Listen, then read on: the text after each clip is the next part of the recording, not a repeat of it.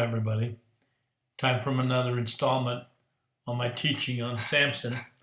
This will be part 3, and I'm going to call it, He Shall Be a Nazarite. For lo, thou shalt conceive and bear a son, and no razor shall come on his head. For the child shall be a Nazarite unto God from the womb, and he shall begin to deliver Israel out of the hand of the Philistines. The angel of the Lord commanded that Samson should be under a Nazarite vow from his conception, which is why his mother was put under the same vow in her pregnancy. In order to understand this, we must look at the law of the Nazarite in Numbers 6.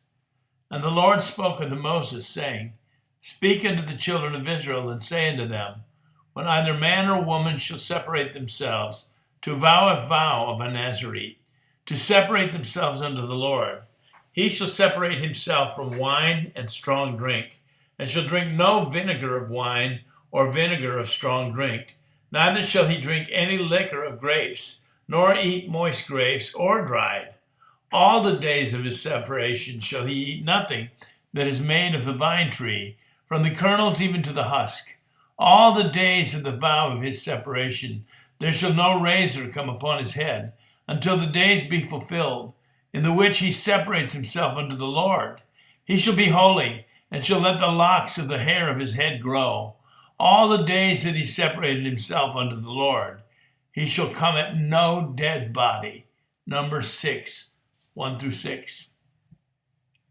The Nazarite vow was a provision for those among the congregation of Israel who would separate themselves in order to be devoted to a specific holy task.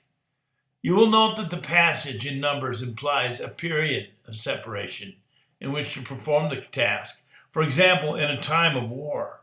It was a vow of total dedication to God until, and I quote, the days be fulfilled.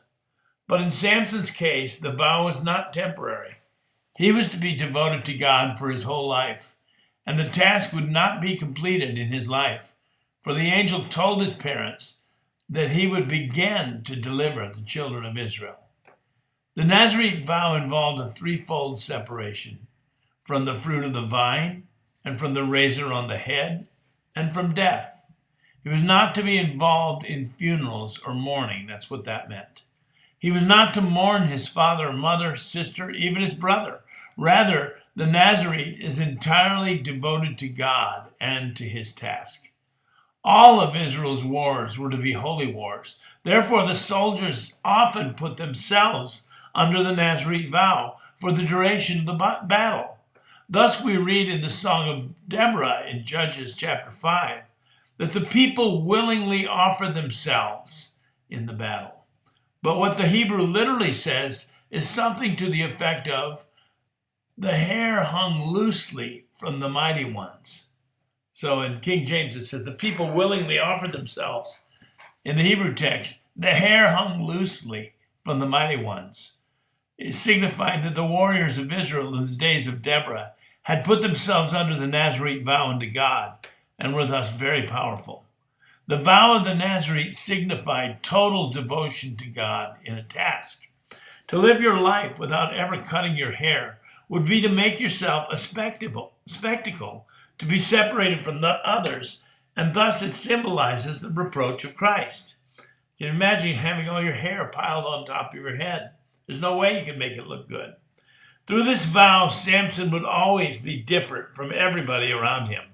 Even among his own people, he would be alienated and separated due to his total devotion to God, symbolized by his hair, and his abstinence from that which symbolizes the simple joys of life, wine and the sweet raisin and grapes.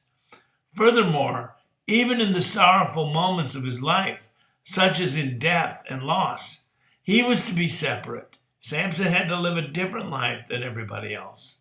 He was not to mourn or to participate in the sorrowful tasks and rituals, such as laying out the body of a loved one, washing and helping to wrap and intern them. He was to abstain. Samson's life was meant to show Israel what it would look like if the whole nation was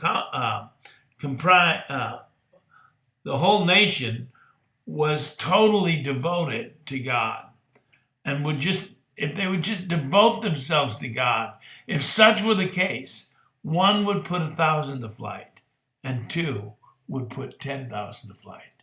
Shalom.